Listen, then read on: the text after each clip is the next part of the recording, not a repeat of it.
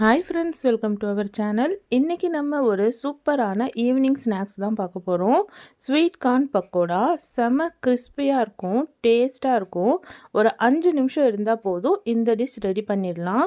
இந்த ஈவினிங் ஸ்நாக்ஸை நீங்களும் ட்ரை பண்ணிவிட்டு எப்படி இருந்துச்சுன்னு சொல்லுங்கள். வாங்க இது எப்படி செய்கிறதுன்னு வீடியோவில் பார்க்கலாம். ஒரு மிக்ஸி ஜாரில் 1 கப் அளவுக்கு ஸ்வீட் கார்ன் எடுத்திருக்கேன், அது சேர்த்திக்கலாம். இது வேக வச்சு தான் எடுத்திருக்கேன்.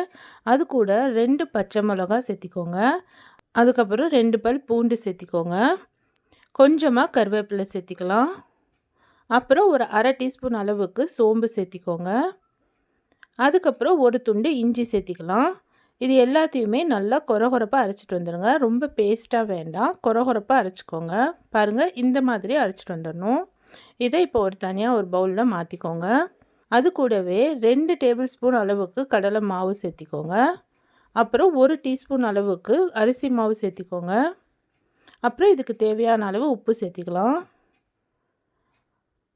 ஒரு பெரிய வெங்காயம் பொடியாக கட் பண்ணி வச்சுருக்கேன், அது சேர்த்திக்கோங்க. அதுக்கப்புறம் கொஞ்சமாக கொத்தமல்லி தழை சேர்த்திக்கலாம். இப்போ இது எல்லாத்தையுமே சேர்த்து நல்லா மிக்ஸ் பண்ணி விடுங்க. மாவு நம்ம ஒரு பைண்டிங்காக சேர்த்திருக்கோம், இல்லைன்னா இதுலேயே தண்ணி இருக்கும், ரொம்ப கொல கொலன்னு ஆயிரும். காரம் தேவைப்பட்டுச்சுன்னா கொஞ்சம் மிளகாத்தூளும் சேர்த்திக்கலாம். இப்போ கடாயில் எண்ணெய் சூடு பண்ணிக்கலாம். இதில் நம்ம சின்ன சின்ன பீசஸாக கட் பண்ணி பக்கோடா மாதிரி நம்ம பொரிச்சு எடுக்கணும். எண்ணெய் ரொம்ப சூடாக இருக்கக்கூடாது, மீடியமான ஃப்ளேம்லேயே வச்சு பொரிச்சு எடுத்துக்கலாம். நல்லா கோல்டன் ப்ரௌன் ஆகிற வரைக்கும் பொரிச்சு எடுக்கணும். நம்ம கார்ன் வேக வச்சு சேர்த்திருக்கோம். வேக வைக்காமல் நான் ஒரு டைம் செஞ்சு பார்த்தேன், நல்லா இல்லை.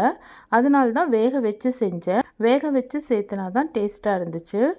ஈவினிங் டைம் குழந்தைங்க ஸ்கூல் விட்டு வர்றதுக்குள்ளே இது ஒரு 5 நிமிஷத்துலேயே நீங்கள் ரெடி பண்ணி கொடுத்துடலாம். குழந்தைங்களும் விரும்பி சாப்பிடுவாங்க.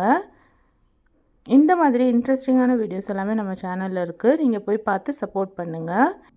இப்போ இதை எடுத்து நான் ஒரு தட்டில் போடுறேன், எப்படி கிறிஸ்பாக இருக்குன்னு பாருங்கள்.